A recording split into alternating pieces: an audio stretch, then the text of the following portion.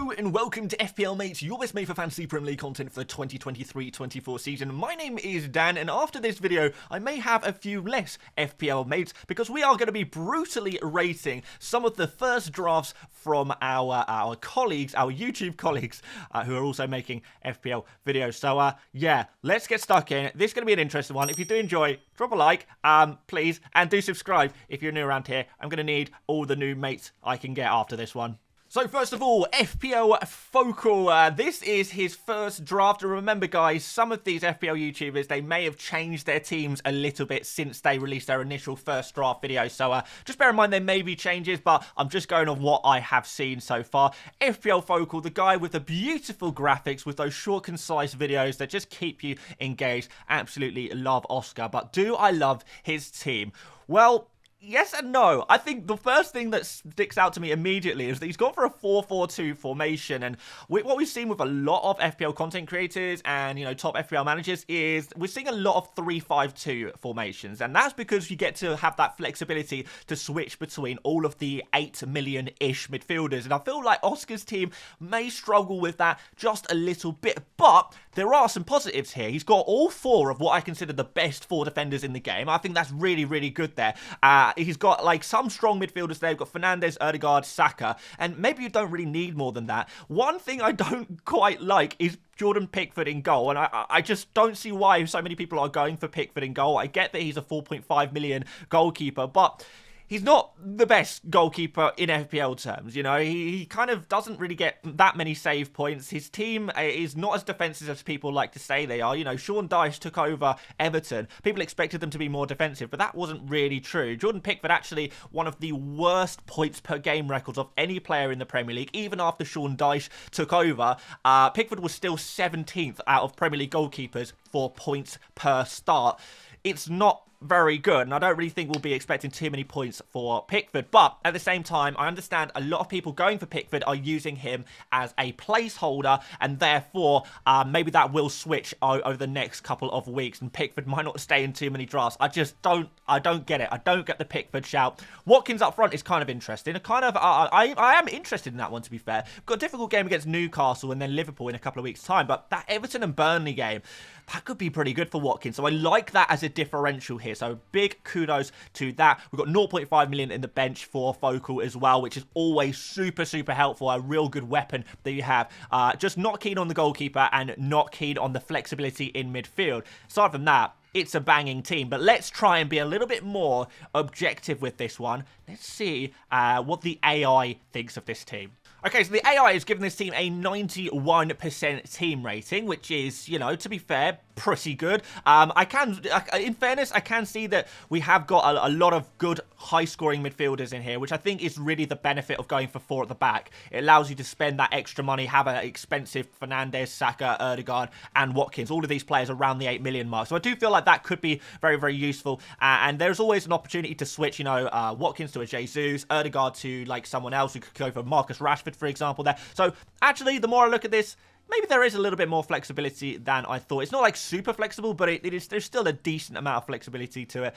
Pickford, like one of the lowest rated players in this team, as expected. Luke Shaw actually coming up with fairly no numbers. So in terms of the AI, it does like this team. It's over 90%, 91% in fact. The small problems seem to be Pickford and Shaw would be the players to remove. FPL Harry, a guy who is on the most phenomenal streak in FPL. Honestly, this guy could be the next, like, world's best FPL manager. Like, seriously, look at these previous ranks. You can see them on screen. 3,800, 1,300, 500... Mad. So it's no surprise that we've got another strong team, but there is still Jordan Pickford. I don't get it. I don't want to see Pickford in any more teams. If I see any more FPL content creators pushing Pickford on people, I am going to scream. And I don't want to scream because my neighbours might knock on the door and complain, maybe think I'm getting murdered. I'm not. Aside from that, can't really tell what formation this is. I'm guessing this is a 3-5-2 with kind of Henry or Botman and Bayer on the bench there as well. It's a strong team in general. We've got the Mbumo Mitoma combo in there, which is really, really nice. It's fairly template, this team, but as we know, template works. And I feel like if you're kind of starting off, you're trying to build a team from scratch, starting off with something like this would be a very good idea. And then you can make little tweaks to it and add in your own little spice to it. So I like this team, Harry. I think you've absolutely smashed it, my friend. It's a strong team, except for Pickford. That's the one I don't like. Oh, wow. The AI loves this team. 98% rated. That's huge. That's huge. So, yeah, once again, we can kind of see that the template does work. The one kind of problem, well, I guess two problems. Again, Pickford not got the highest rate in there. Botman, maybe combining with Henry could get you some points, but those are kind of the weak links. But at the same time, they are the cheapest players. So you're going to have some cheap players in order to afford players like Rashford, Fernandes, Saka, Jesus, Haaland up front, obviously. So there's lots of different kind of ways you can maybe, I don't know, if you were maybe to downgrade Rashford, could you improve your defense a bit? Maybe get Gabriel in defense. The lack of triple up on Arsenal, and maybe it's the one thing I don't like about this team, but, you know, you could definitely go there with a couple of small tweaks. But look, in general, the AI loves this team. It's 98% rated. And guys, by the way, if you do want to have a look and see what your team would be rated in the AI tool and see what the AI thinks with your predicted points, then do go check out the link at the top of the description. You can check this tool out for free, see what your team is rated, and you can suggest some transfers as well if you use the upgraded version. But yeah, almost 70 predicted points for this team in Game Week 1. So look, like it, Harry, it's good. Oh my god, it's another Jordan Pickford. Now, Holly Shand, by the way, is, in my opinion, the best female content creator in the sphere. Really, really doing a great job promoting that side of the game. So massive shout out to Holly. But why have you chosen Pickford? Are you trying to hurt me? But aside from that, look, it's a good team. Estupinian, Gabriel, Trent, probably my three favourite defenders in the game. Absolutely love that. We got double Man City midfield here with Foden and Grealish. It's a huge risk. It's a huge play. But with the fixtures that Man City have, this is something that could really, really come off and do super, super well. Like, I love the ambition of it.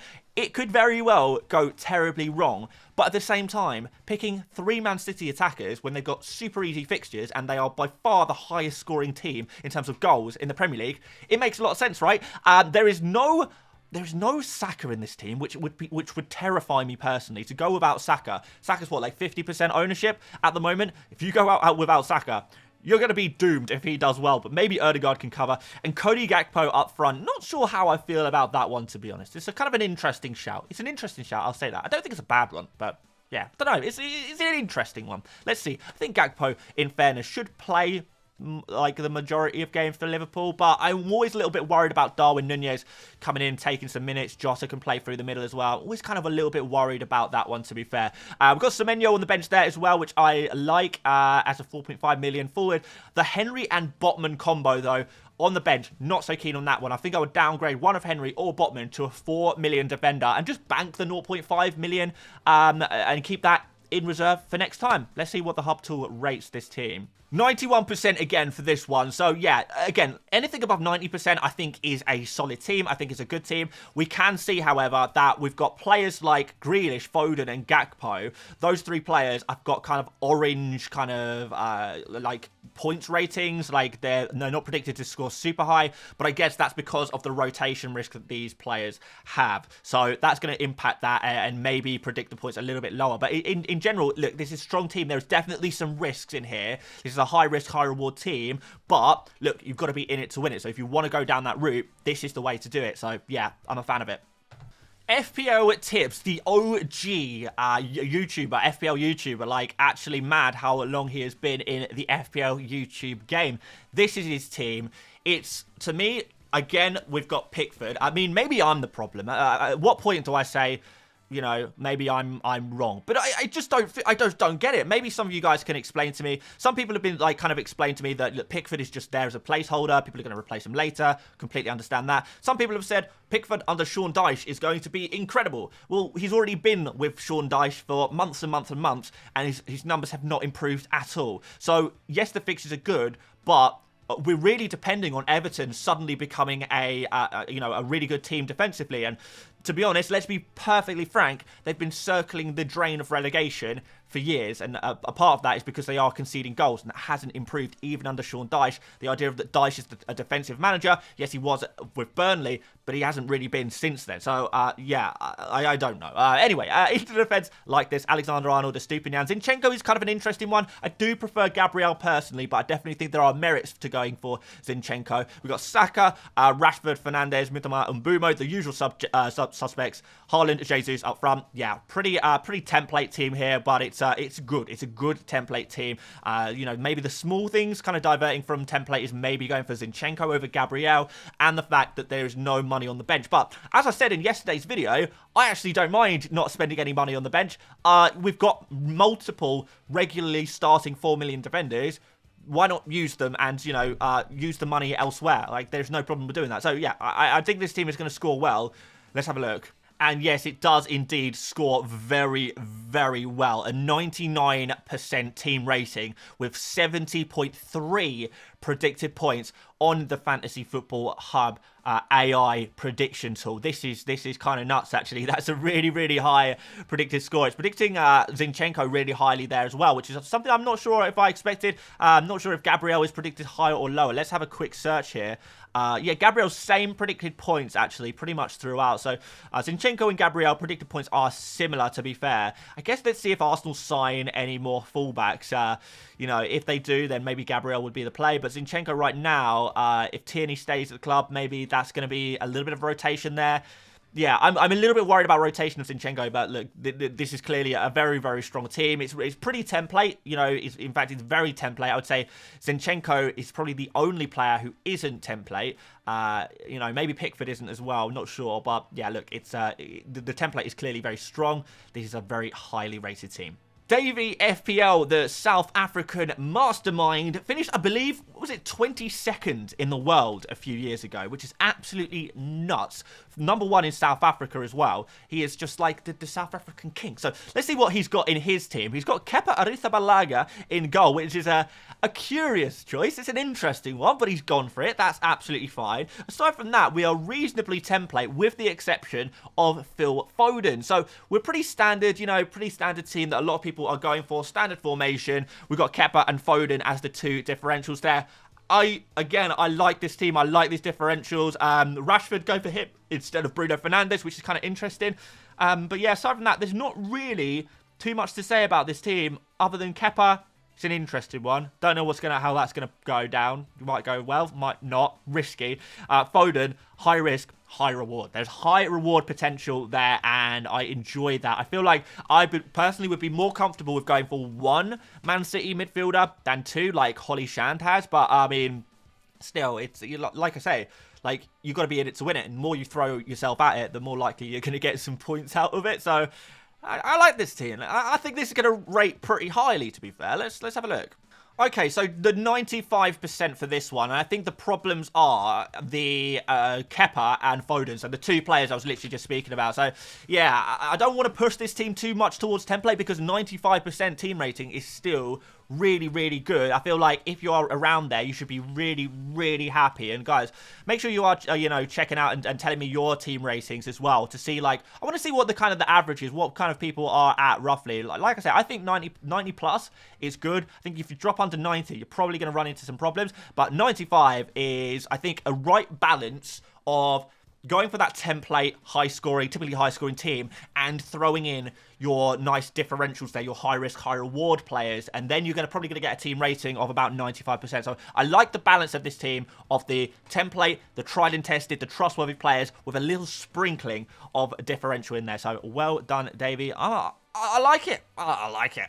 And just like that, with FPL Raptor, we are back to Jordan Pickford in goal. I mean, Davey, yes, he chose Kepa, which is a bit of a weird goalkeeper choice, but I mean, at least it wasn't Pickford. I can't deal. I can't deal, guys. Aside from Pickford, which I don't need to talk about anymore, hopefully, in this video. It looks good. Trent, Estupiñán, Gabriel, love that defense. Fernandes, Maddison, Foden, like it.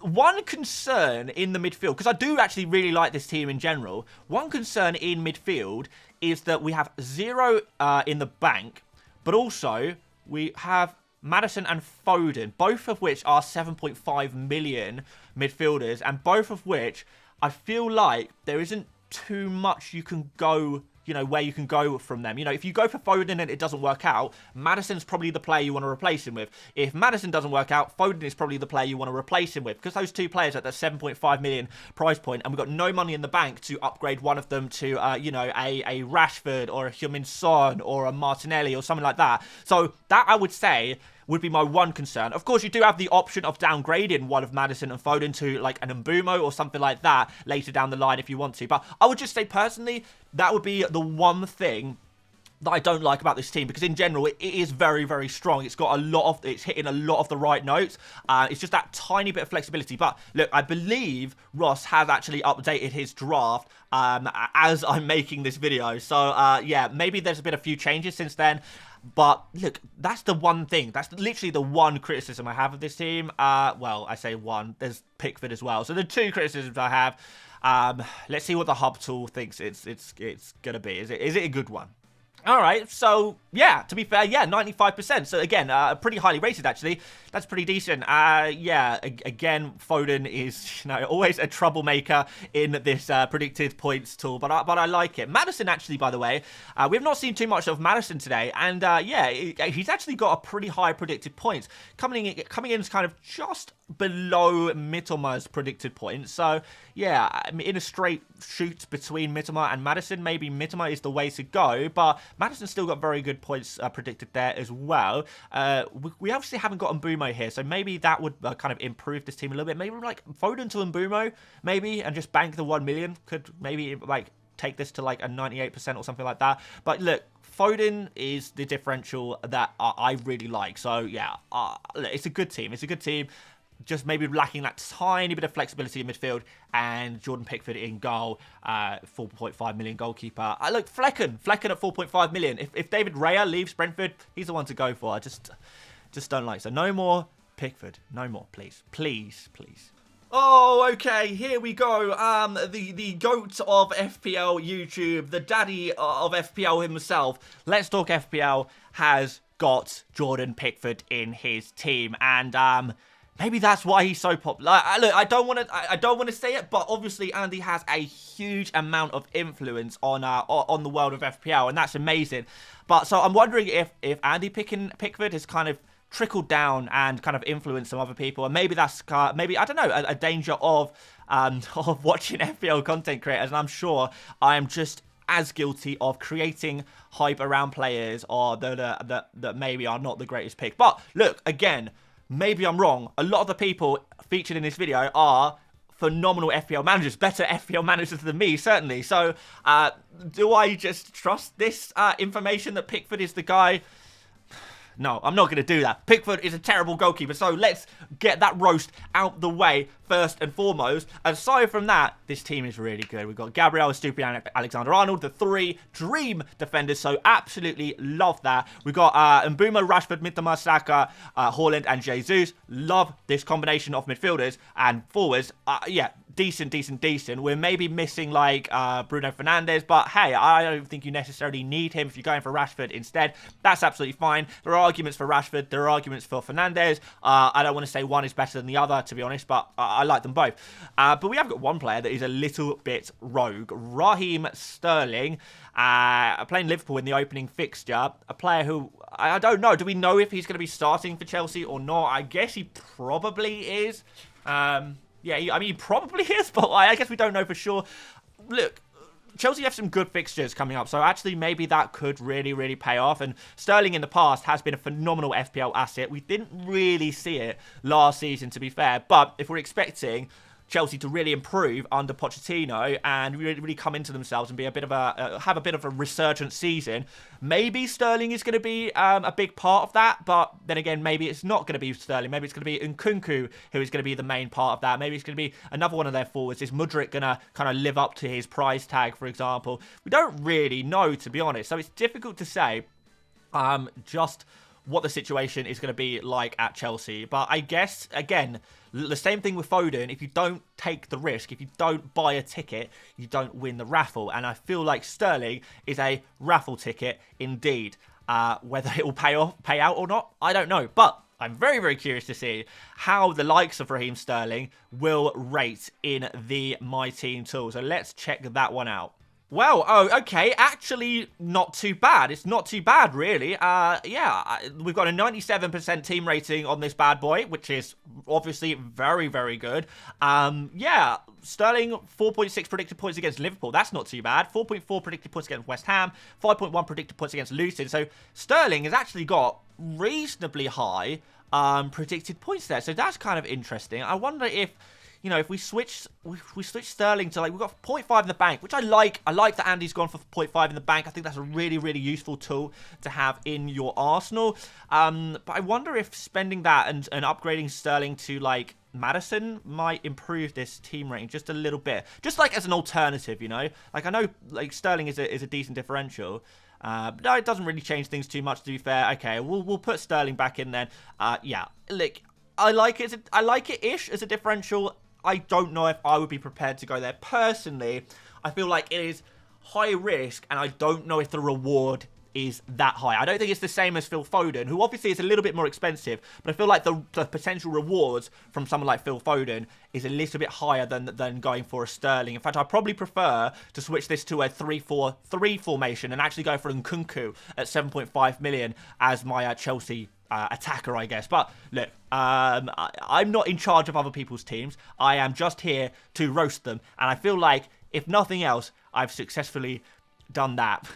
Alright guys, so just for a little bit of fun, I have decided to put these FPL content creators in a ranking. I've put my most recent draft in there as well. Obviously, my most recent draft is a little bit differential, so I'm actually kind of pleasantly surprised to see it at 92%. But maybe, look, I'm looking at my team compared to some of these others in the rankings, and maybe I could improve my team. That's definitely something to consider. Definitely something for me to work on, getting my team ranking a little bit higher, my rating a little bit higher. But yeah, we've got tips. Number one, 99% team rating. Harry second there, 98. Andy, 97. All the way down to like me at the bottom, pretty much. So yeah, there we go, guys. I want to know though, where would you rank in these in this list? Make sure you do go check out Fantasy Football Hub. Like I say, link in the top of the description.